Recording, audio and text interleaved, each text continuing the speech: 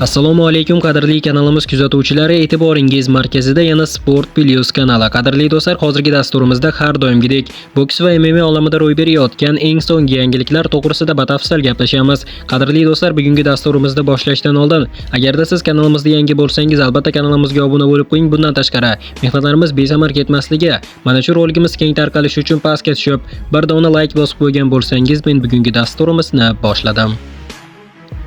UFC jangchisi Arman Tsarukyan Paddy Pimmontning Justin Gaethje'ga qarshi mag'lubiyati haqida fikr bildirdi. Bu jangda seni hayratga solgan jihat bo'ldimi? Ha, Paddy 15 marta yiqilgani meni hayratga soldi. Bu aqlga sig'maydi. U endi bunday jangdan keyin 5-6 yil tanaffus olishi kerak. 15 marta yiqilish miya uchun juda zararli. U oldin ham unchalik aqlli emas edi. Endi bu jangdan keyin umuman ahmoq bo'lib qolishi mumkin. Uning mag'lubiyati seni ranjitdimi? Agar u yutganida sen u bilan jang qilishing mumkin edi-ku. Yo'q, aksincha, uni yanada qattiqroq yorib tashlashlarini istardim. Jangni ko'rdingmi? U shunchalik yomonmi? U dahshatli.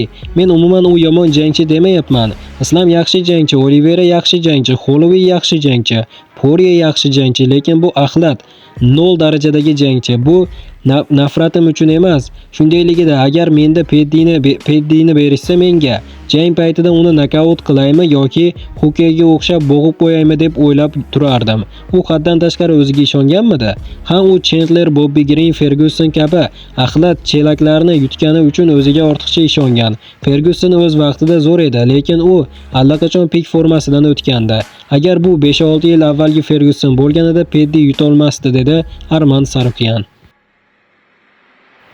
Bu paytda bo'lsa Mahmud Murodov bir kunda 3 raqibini yenggandan keyin ilk bor post qoldirdi. O'zbekistonlik UFC sobiq jangchisi Mahmud Murodov FMA 29 turniri doirasida liganing Grand Prix'sida ishtirok etib, g'alaba qozongandi. Turnir mobaynida u Marison Sioson, Tomash Sarare va Izu Ugonani nokautini mag'lubiyatga uchratib, Grand Gari g'olibiga aylangandi. Ushbu g'oliblik orqali Mahmud Murodov Mercedes C-Class avtomobiliga ham ega chiqqan va uni murabbiyga sovg'a qilgandi. FMA 29 bizniki, bu hech qachon unutmaydigan ajoyib kecha bo'ladi.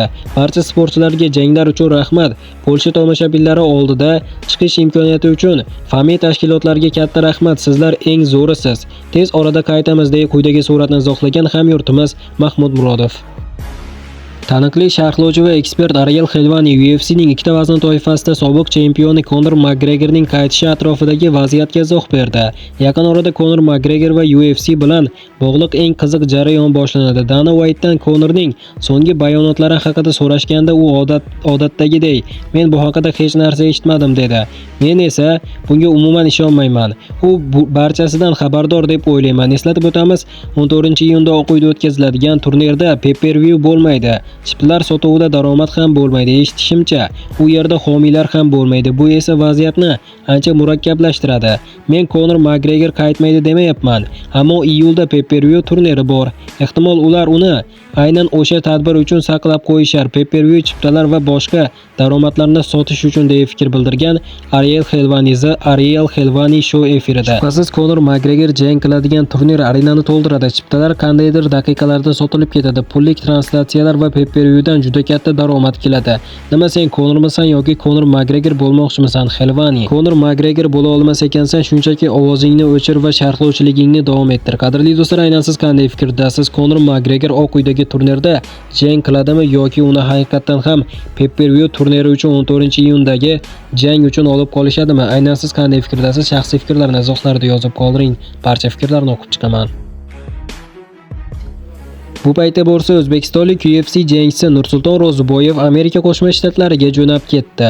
U jamoadoshi Bobur Tagiyev bilan birga okean ortiga yo'l oldi. Nyu-York bizni kutib ol, deb yozdi hamyurtimiz o'z suratini joylashtirib. Hozircha Nursulton Ro'ziboyevning navbatdagi jangini qachon o'tkazishi aniq emas. Aynan mana shu haqida do'stlar tez orada yangiliklar paydo bo'ladi. Yangilikni esa bizning kanalda ko'rib borishingiz mumkin. Va qadrli do'stlar, mana hozirgi dasturimiz xuddi mana shu yerda o'z yakuniga yetdi. Videoni oxirigacha ko'rganlarning barchasiga kattakon rahmat. Video yoqqan bo'lsa like bosishni unutmang. Keyingi dasturlarimizda ko'rishguncha xayr, o'zingizni ehtiyot qiling. Sport Plus kanalimizdan uzoqlashmang. Tez orada ko'rishguncha do'stlar.